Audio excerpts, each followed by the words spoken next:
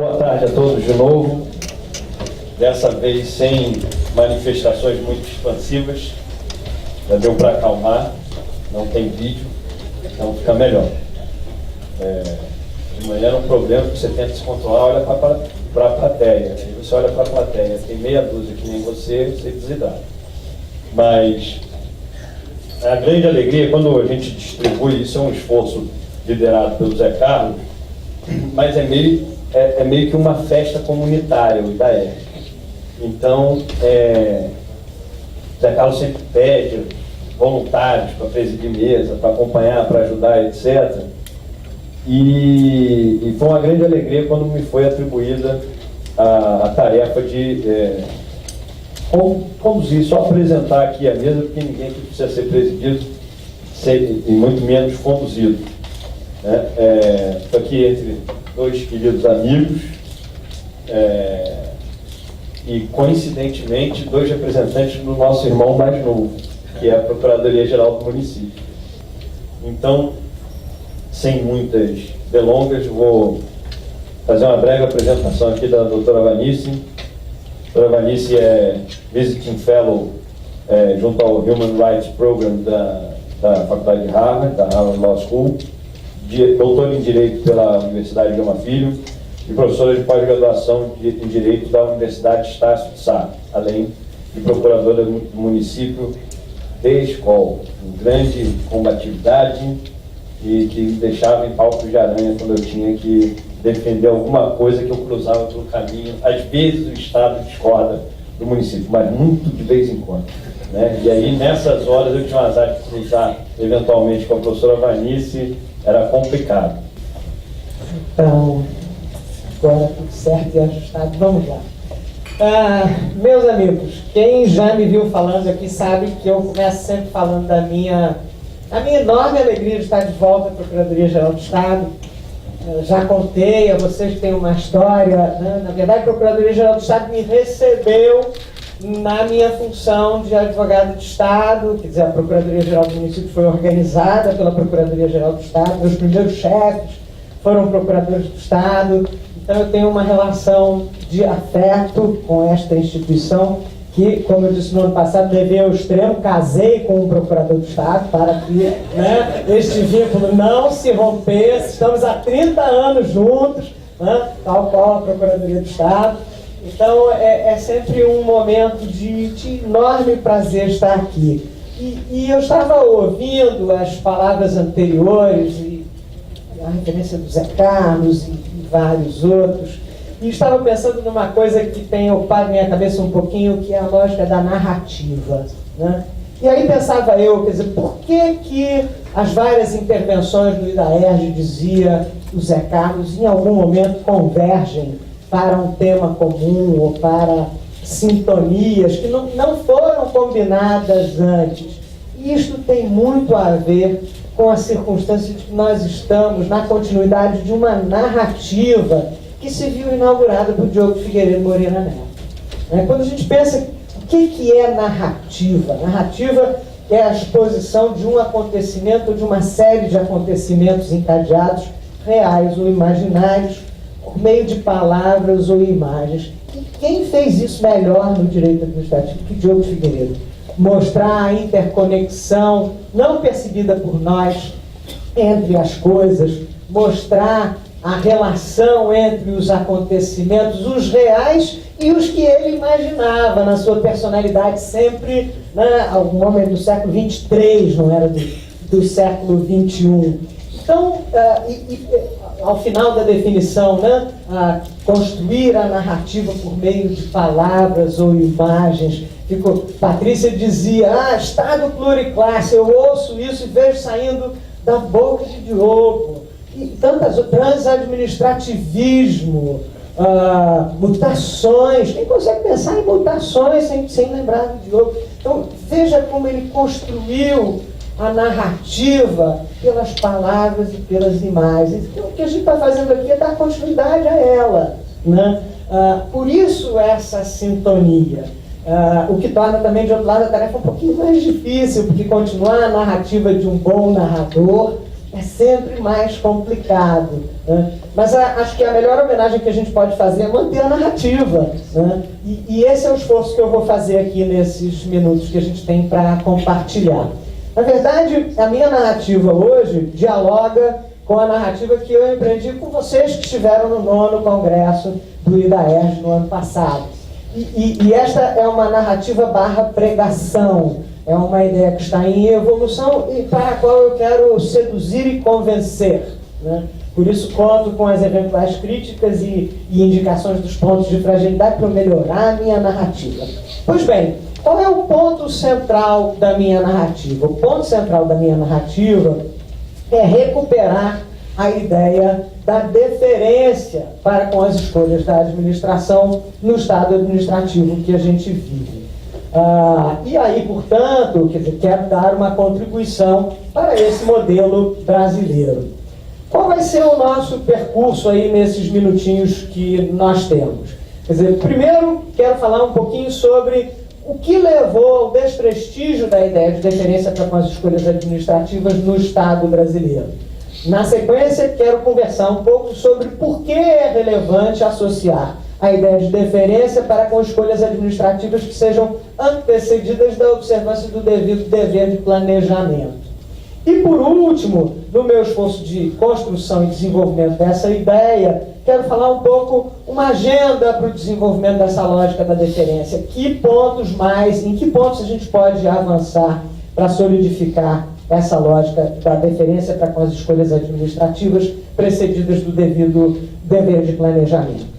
Muito bem, desprestígio da deferência para com as escolhas administrativas no Brasil. Por que isto aconteceu? Mas antes disso, o que eu estou chamando de deferência?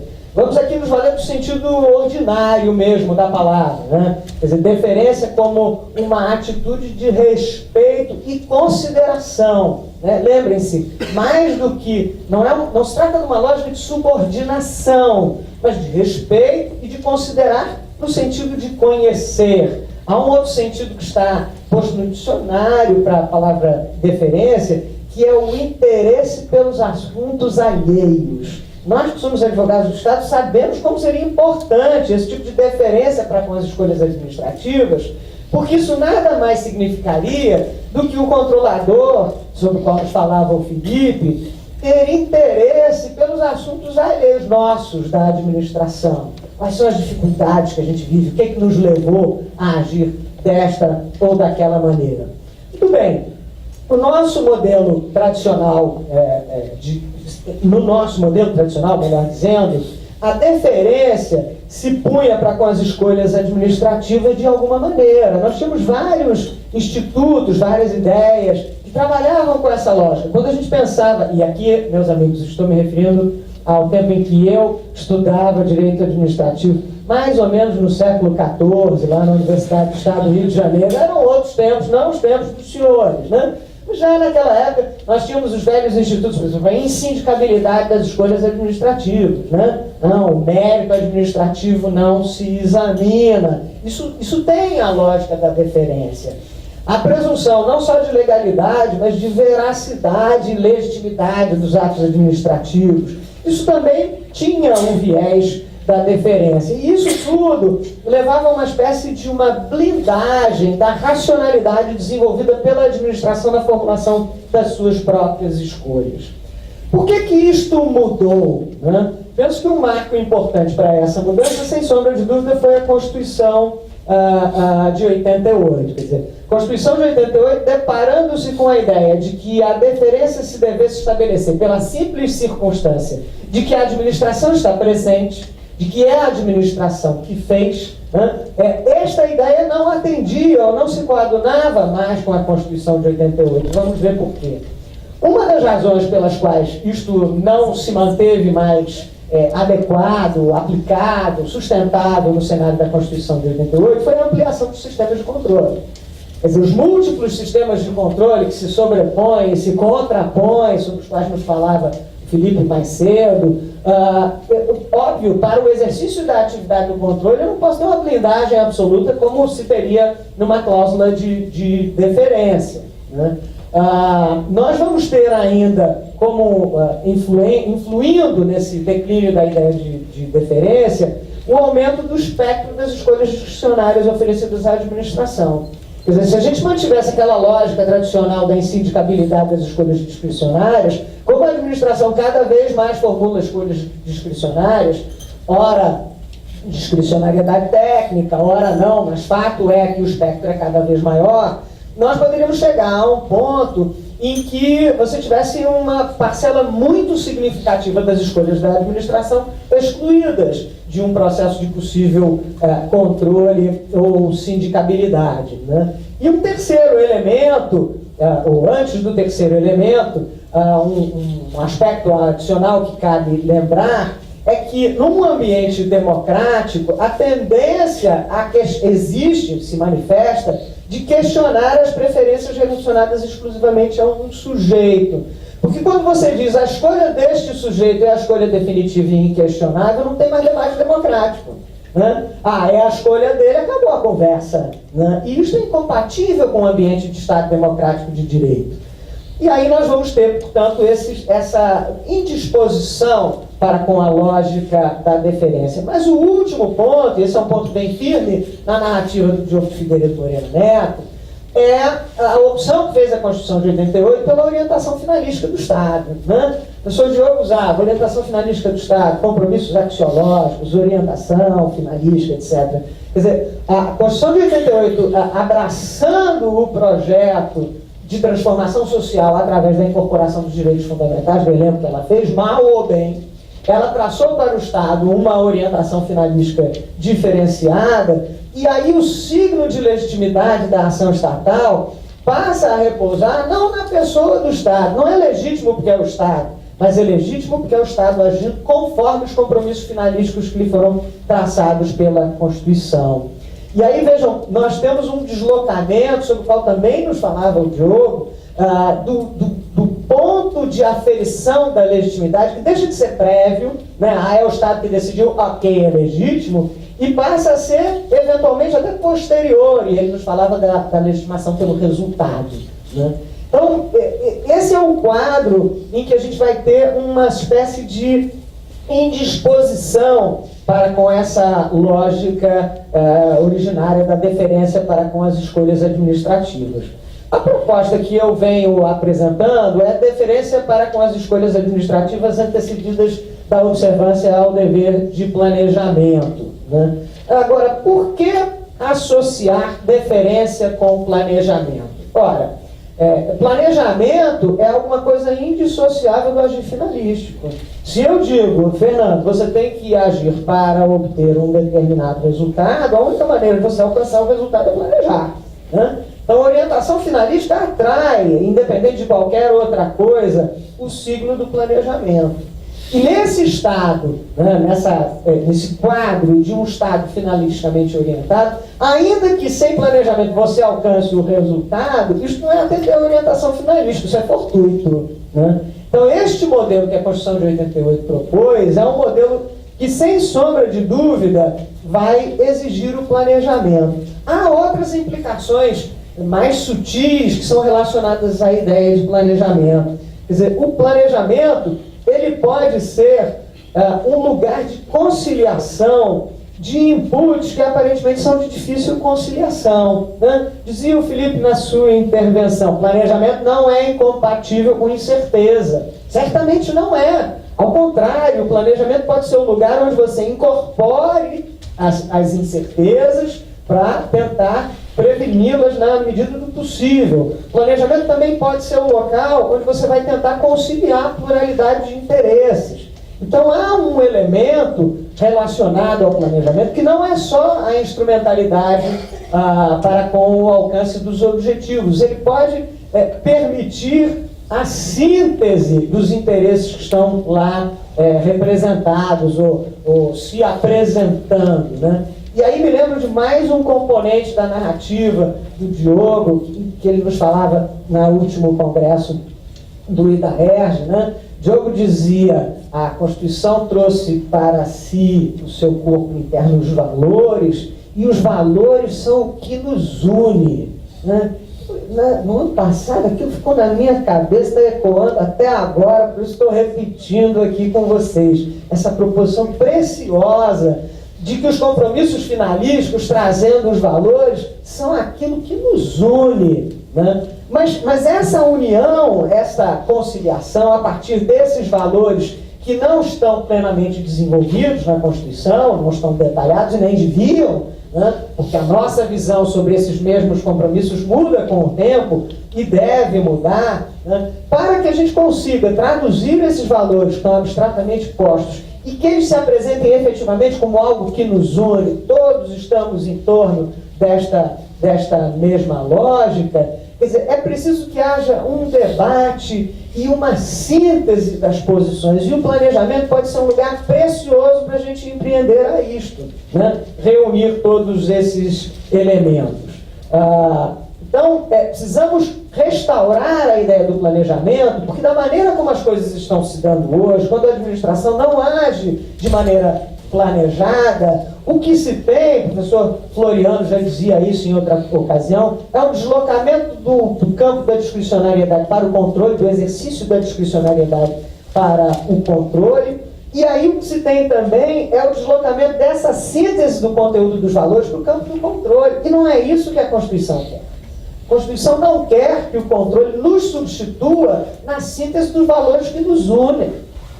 Essa tarefa é nossa e há de ser desenvolvida pela administração. E não pode ser desenvolvida pelo controle, porque, veja, sintetizar o que nos une não pode acontecer no controle, que é o campo da adversarialidade. O controle é o lugar do confronto de ideias, é o lugar de uma aproximação antagonista. E não há de ser ali que a gente vai fazer a síntese do que nos une. O ambiente tem que ser outro. No campo do controle, os valores nos separam, não nos unem, né? Por isso é importante que a gente restaure a ideia do planejamento. Muito bem. E aqui vou...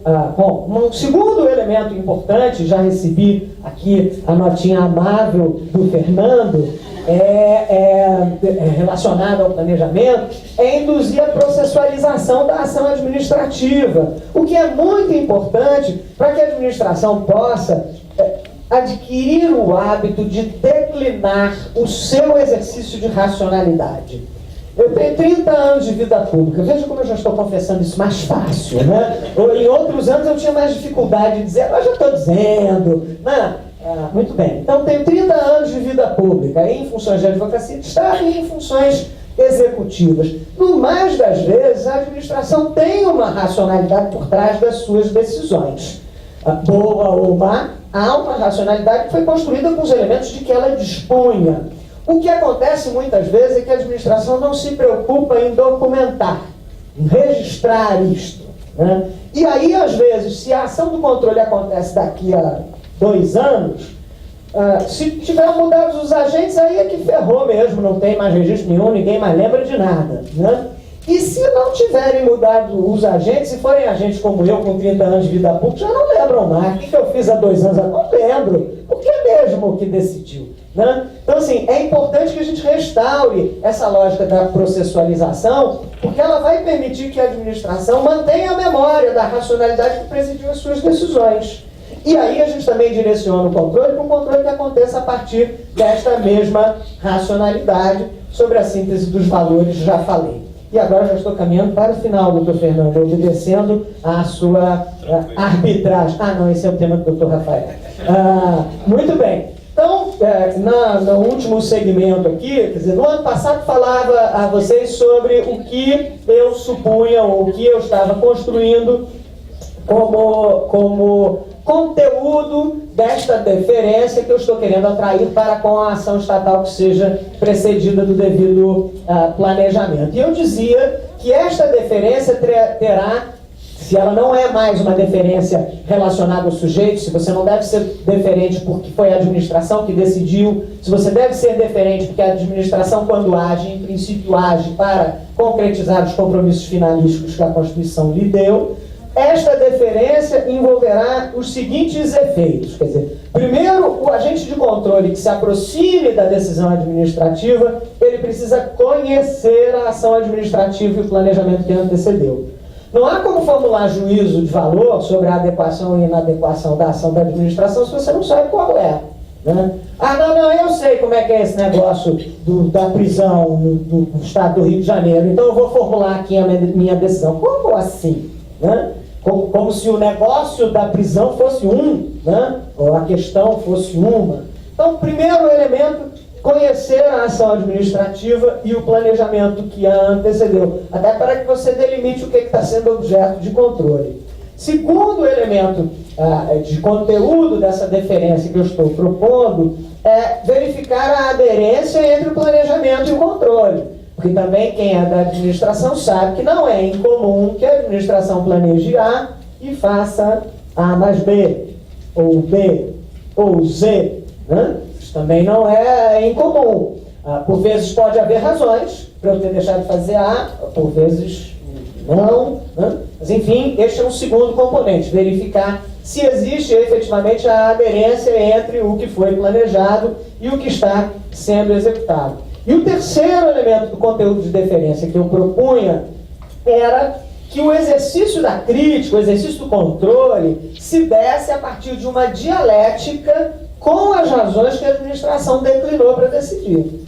Então a administração dirá, eu optei por este programa de ação porque eu entendo que este, ainda que tenha um maior custo financeiro, terá o benefício social A, B ou C. E aí o exercício do controle tem que compreender essas duas coisas. Olha, na verdade esse benefício social não existe. Ou, na verdade, o custo que você está apontando não é esse, é 5 vezes esse. Mas com isto, com esse exercício de uma dialética específica das razões de crítica sobre as razões da decisão da administração, a gente obtém alguma coisa que também fazia parte da narrativa do Diogo no nosso último encontro aqui no Congresso do IDAERJ, que era tornar objetivo o exercício do poder. O exercício do poder não pode decorrer da impressão subjetiva do controlador. O exercício do poder, inclusive do poder de controle, tem que se dar a partir de critérios objetivos. Estes são os 3 elementos que eu estava propondo para o conteúdo da deferência.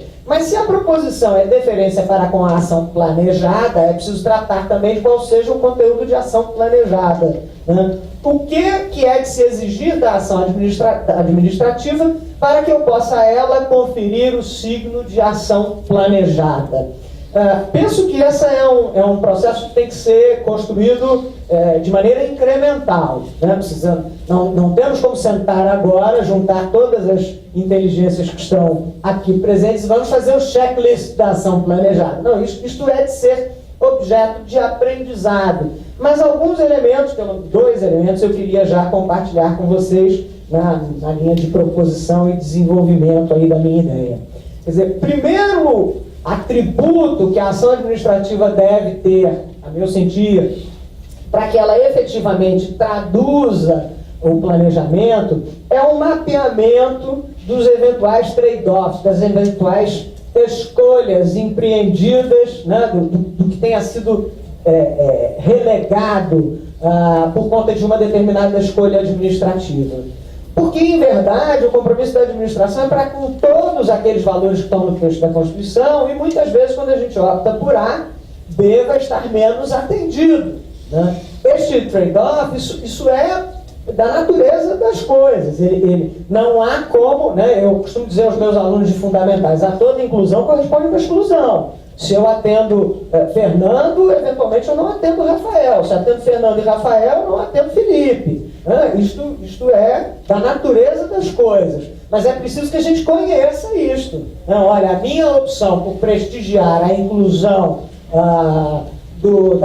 reinclusão da terceira idade no mercado de trabalho significa dizer diminuir os meus esforços de reinclusão social do menor em situação de conflito com a lei. Né? Para que a gente possa decidir se é isso que a gente quer. São esses os valores que nos unem? Isso a gente precisa decidir. Então, acho que esse é um componente que tem que ingressar para que a gente possa reputar uma escolha administrativa como efetivamente planejada. E o segundo elemento que a gente tem que incorporar para que a gente possa reputar uma escolha administrativa como planejada é a avaliação / justificação das descontinuidades. E por 2 razões. Primeiro, uma razão mais instintiva. Né? Eu, no início deste ano, escrevi um ensaiozinho postei, fiz meu exercício de catarse, escrevi um ensaio, postei no Academia Edu, sobre esta nossa lógica equívoca da louvação da descontinuidade. Toda vez que troca um governo, o gestor que assume, ele tem que publicar no mínimo uns 50 decretos, né, parando tudo ou mudando tudo. Se ele fizer menos do que 50, esse governo não vai funcionar. Não se me afigura bom, né?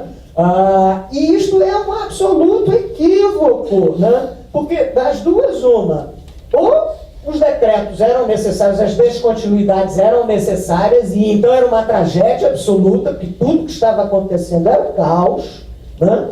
Ou então elas não eram necessárias, elas são um simples exercício retórico, e isso também é uma tragédia, né? Então essa louvação da descontinuidade, e é incrível que a imprensa fica comparando, né? Na Prefeitura de São Paulo foram tantos, sei lá, 72, aí a gente corre aqui para fazer mais alguns. Quantos foram os nossos? 70, vamos fazer mais uns, né? Aqui foram 76, ei, nós somos mais eficientes, né? Isso é loucura, que eu vejo há 30 anos, né? Por isso que eu estou aqui dizendo, precisamos mudar isso. A segunda razão, e aí é uma razão menos visceral, né? A segunda razão é o seguinte: se a gente valoriza a continuidade, e portanto se a gente exige para a descontinuidade uma avaliação e um ônus de justificação maior, a gente estará, em última análise, retroalimentando a lógica do planejamento. Porque se a ação foi planejada e planejada de maneira adequada, não há razão para descontinuar, né? E aí, para você descontinuar, você terá que sofrer um ônus argumentativo, suportar um ônus argumentativo maior, né? Pode haver razões ponderáveis para a descontinuidade, mas também pode haver razões que recomendem não a descontinuidade absoluta, mas uma pequena modificação. Políticas públicas, a boa literatura nessa matéria aponta que políticas públicas devem tender a continuar e a serem enriquecidas por um aprendizado incremental, né? Precisamos nos reencontrar com essa lógica. Então esses são dois atributos que eu estou propondo para a reflexão sobre que tipo de atuação, que tipo de tarefa deve a administração se desincumbir para que se possa reputar o seu agir como planejado. É claro que estas ideias trazem algumas coisas inovadoras, né? Nossa, então vou objetivar a dialética, eu não posso mais dizer só a administração, se a sua escolha não é boa, né? Eu não posso descontinuar só com um decreto, tem que justificar. Bom, tudo isso são ideias novas, mas eu vou me louvar aqui na frase do Churchill: nenhuma ideia é tão bizarra que não mereça pelo menos ser considerada. Obrigado.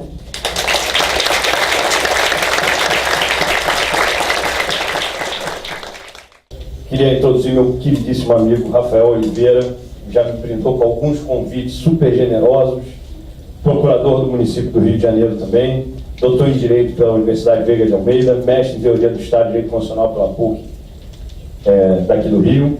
Vai falar sobre a arbitragem na administração pública, os novos desafios. Muito obrigado. Com a palavra ao professor Rafael.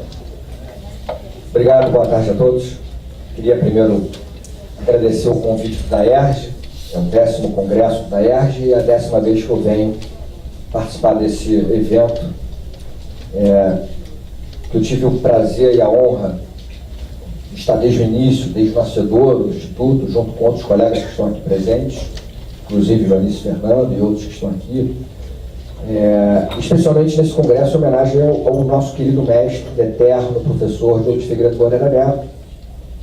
Depois de perder o Marcos, agora perdeu o jogo, eu fiquei completamente órfão, aqui, em termos de direito administrativo, em termos de pais intelectuais que eu sempre tive, por opção, por escolha.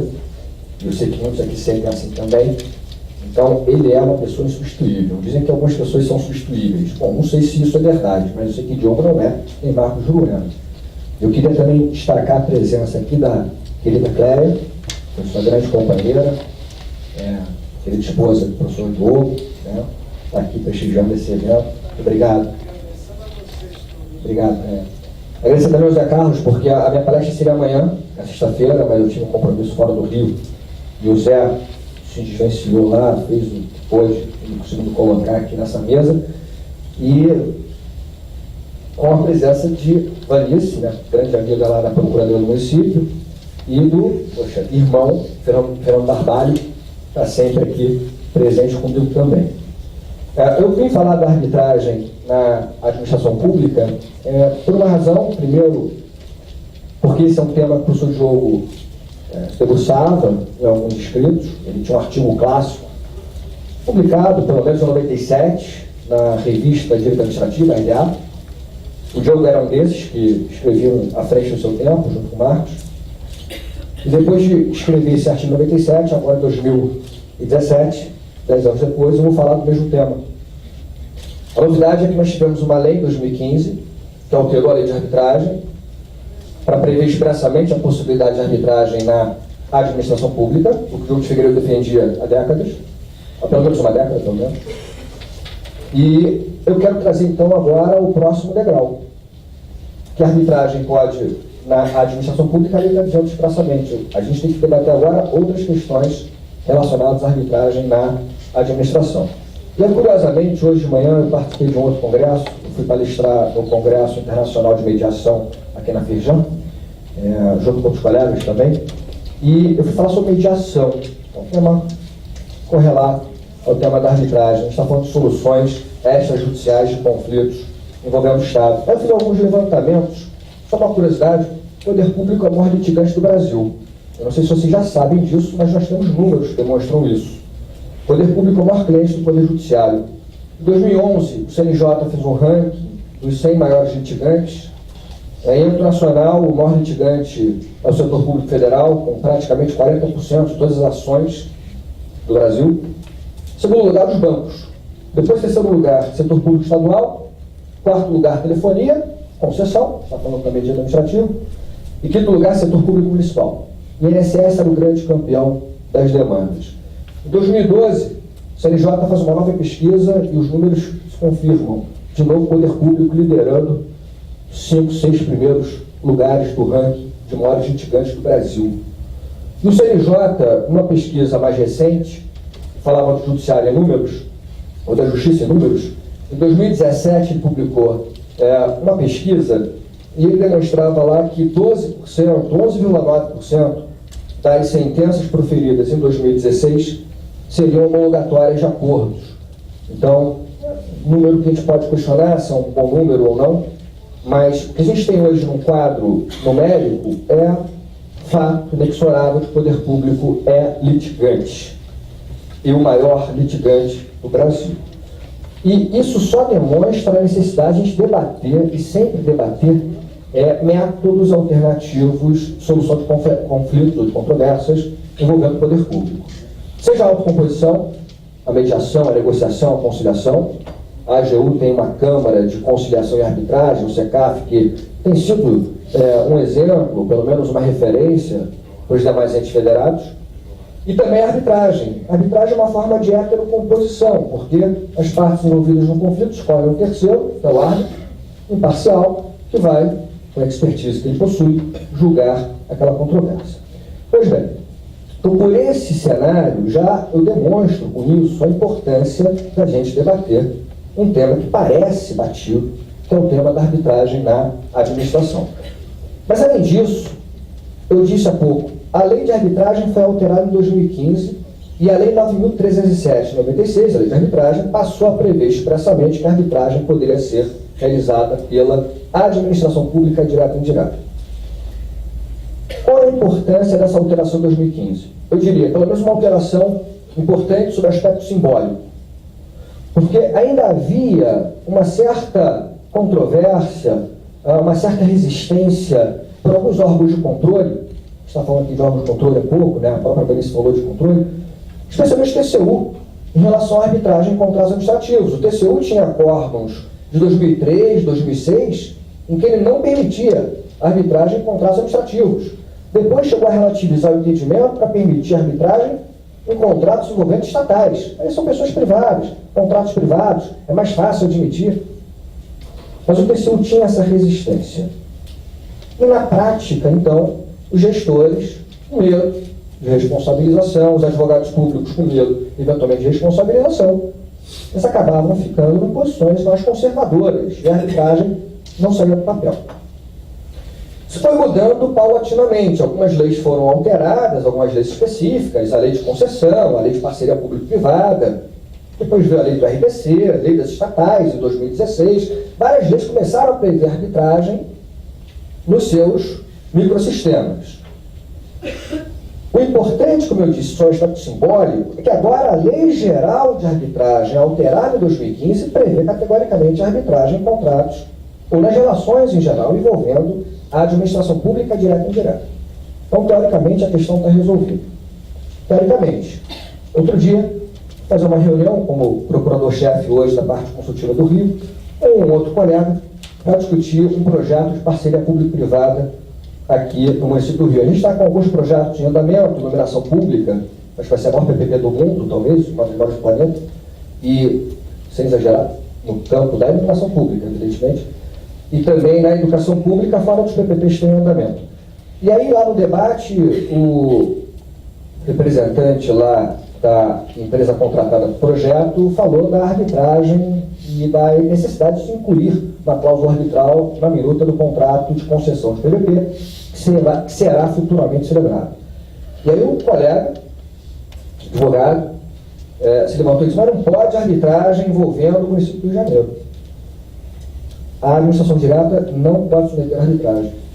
E aí, na reunião, eu tive que dizer: não, pode. O que a gente tem que discutir são outras coisas. Poder pode, a gente pode discutir cláusula cheia, cláusula vazia, quem vai ser a Câmara Arbitral, qual é o procedimento, a questão da tabela de honorários, regulamento, várias questões que a gente pode debater, e eu vou levantar algumas delas aqui rápido.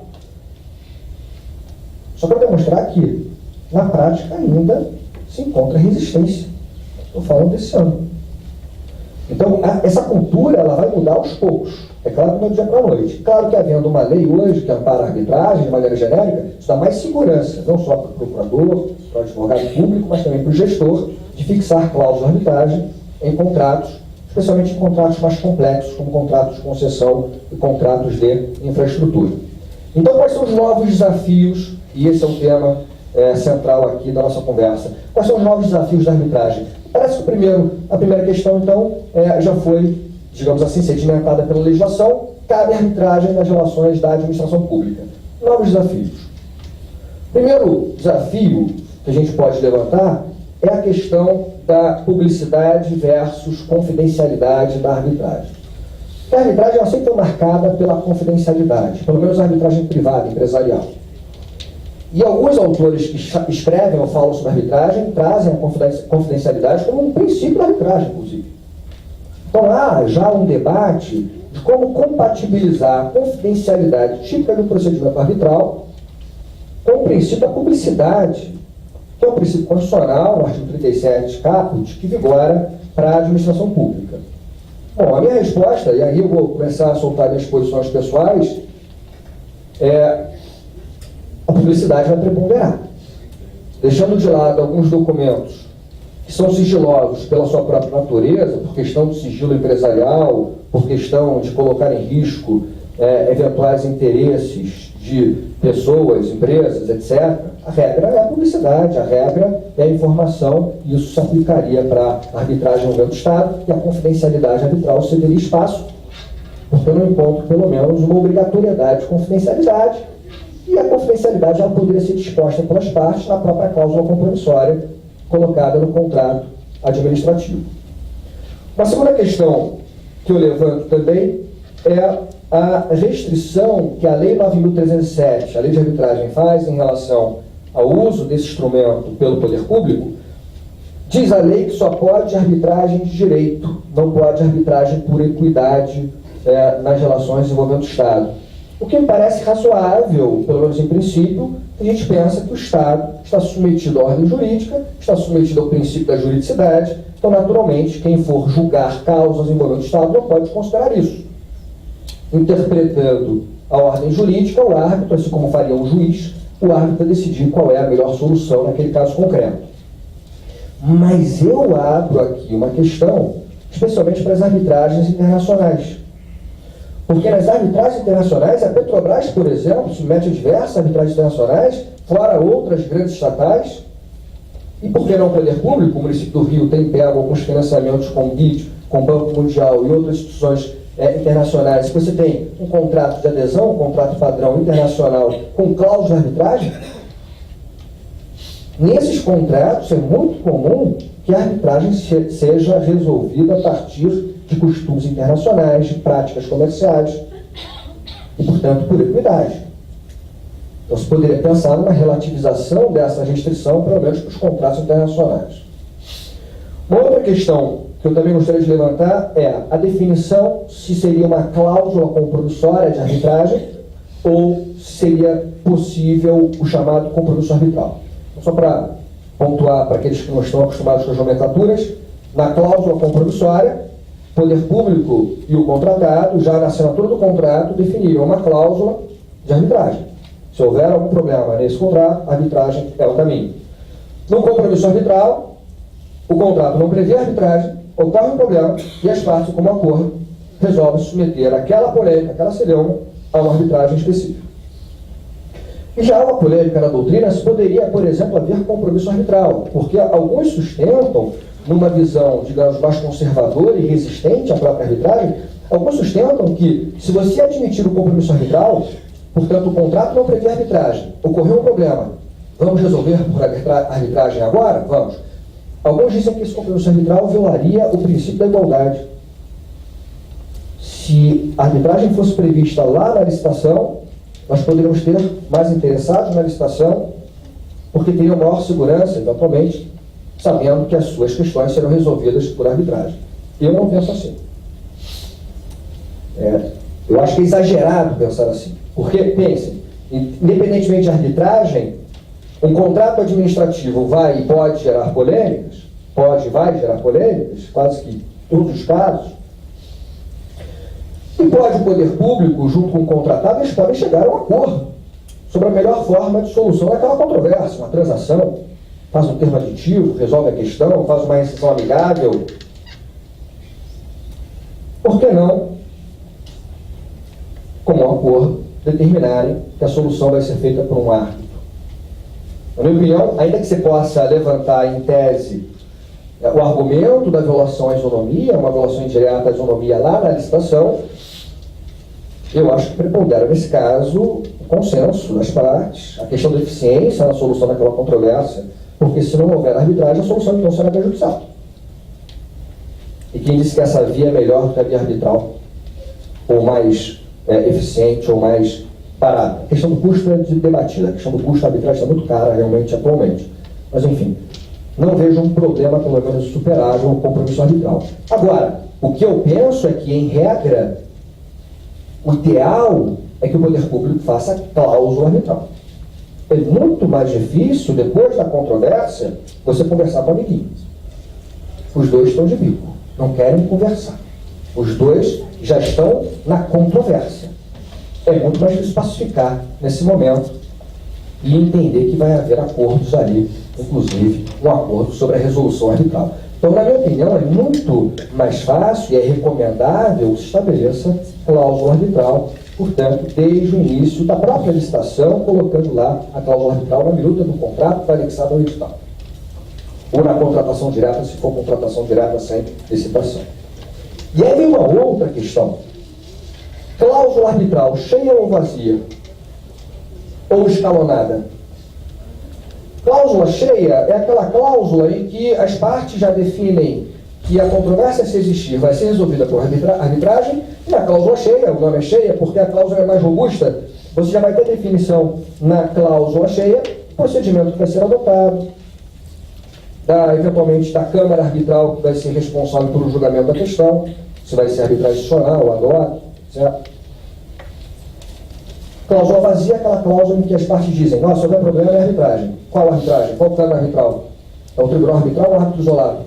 É uma Câmara Arbitral ou um árbitro escolhido na hora, a dedo pelas partes? Com secretaria ou sem secretaria? E parece que o ideal seria a cláusula cheia. Aliás, nós temos uma lei estadual lá em Minas Gerais, a Lei Estadual de Minas, que, ao regulamentar a arbitragem no Estado de Minas, diz que a cláusula tem que ser cheia. E que a arbitragem é institucional, não pode ser ad hoc. Em âmbito federal, o decreto que fala da arbitragem nos esportes também faz uma preferência pelo Tribunal Institucional, pela Câmara Arbitral e não pelo árbitro ad hoc, na solução de controvérsias, e dá a entender que a cláusula deve ser cheia e não vazia. Mas é um ideal. Não há proibição de você fazer uma cláusula vazia. E a cláusula escalonada, que tem uma possibilidade, ela é escalonada porque você prevê uma conciliação entre mediação e arbitragem. Então, você pode fazer uma cláusula média-arb, que você faz uma mediação primeiro como condição para depois submeter à arbitragem, ou arb-med. Você, no meio da arbitragem, vai ter uma mediação para tentar solucionar, autocompor a questão, e se não houver solução, volta para a arbitragem. Seja cláusula cheia, cláusula vazia ou cláusula escalonada, o que me parece é recomendável que se faça uma cláusula arbitral nos contratos envolvendo o poder público. Bom, e uma outra questão, quando o poder público submete a arbitragem, a gente tem que passar nesse momento a fazer uma releitura daquilo que já foi falado, inclusive na mesa anterior, de uma visão tradicional do direito administrativo. Aquela administração pública autoritária ou imperativa, marcada por cláusulas exorbitantes, foi falado aqui, eu também sempre defendi, na verdade, né, apoiando nas lições do Diogo, o Diogo foi o pioneiro, de que realmente cláusula exorbitante pode ser muito ruim, um tiro no pé do poder público, porque gera, pela análise econômica do direito, um risco maior para aquele que contrata e, portanto, uma precificação maior, que vai pagar mais caro, porque você joga mais risco para o particular, e ela é mal utilizada na prática. Aliás, foi falado aqui da mutabilidade como um problema. A gente acabou de fazer um parecer lá na Procuradoria em que a gente relativizou a mutabilidade, a gente aceitou um termo aditivo de uma concessionária que presta um serviço monopolizado, e a concessionária disse: só aceito essa prorrogação se vocês não alterarem no próximo ano as cláusulas pactuadas. Ok, concordamos. O que foi isso? Uma relativização do poder que nós temos de alterar unilateralmente o contrato e de rever, portanto, cláusulas contratuais por já tem período. Tomara que o órgão de controle mais formalista também não crie problemas. Citei o Diogo de Figueiredo do Moreira para me dar o apoio e a sustentação. Mas, enfim, então, quando você vai para a arbitragem, naturalmente as prerrogativas do Estado perdem força. Na arbitragem, o poder público não vai ter prazos diferenciados. Na arbitragem, não há reexame necessário. Aliás, não há instância superior na arbitragem. No máximo, recurso para os próprios árbitros que decidiram a questão. Eu sustento que a decisão proferida na arbitragem não submete ao precatório, a não ser que haja necessidade de execução da sentença arbitral em juízo. E aí você vai ter uma sentença judiciária aplicando o artigo 100 da Constituição, fora outras questões relacionadas a essas prerrogativas. Então vejam como a arbitragem ela pode gerar polêmica. E só para fechar, uma última questão, há um debate hoje se seria necessário ou não a licitação para a escolha da Câmara Arbitral, CBMA, FGV, CCBC, e para a escolha do árbitro nas arbitragens do momento do Estado. Eu tenho defendido, o Flávio Amaral também defende, e outros autores já defendem isso também, Marçal, que não se aplica a ideia de licitação. A licitação seria inexigível, porque não há como se estabelecer uma competição impessoal, uma competição objetiva para a escolha de Câmara Arbitral, para a escolha de árbitro. Eu aplicaria o 25, inciso 2, para mim é um caso típico de inexigibilidade de licitação, por inviabilidade de competição, é um serviço singular, com profissional de total especialização, e, portanto, fundamentando a lei no 25.2, inexigibilidade sem necessidade de estabelecer algum procedimento formal de licitação. Bom, então, em conclusão, eu já recebi aqui o ultimato do Fernando também, nessa dura missão. Em conclusão, a minha intenção principal foi levantar alguns pontos, rapidamente, sobre a arbitragem no momento do Estado. Eu escrevi um artigo em que eu aprofundei um pouco mais essas questões e outras também, que em razão do tempo não pude aqui tratar. Depois, quem tiver interesse, manda lá e-mail para o meu site, professorrafaeloliveira.com.br. Depois eu mando o artigo para quem tiver interesse para complementar esse assunto. Mas eu queria fechar fazendo uma citação do próprio Diogo de Figueiredo. O Diogo de Figueiredo, quando a gente perdeu o Marcos Loera, o Diogo escreveu um livro em homenagem ao professor Marcos. Poder, Direito de Estado, o livro do Diogo, em homenagem ao Marcos, em memória ao Marcos, e o Diogo fez uma dedicatória linda ao Marcos, que eu acho que vale para ele agora. O Diogo citava o Cícero, e aí dizia: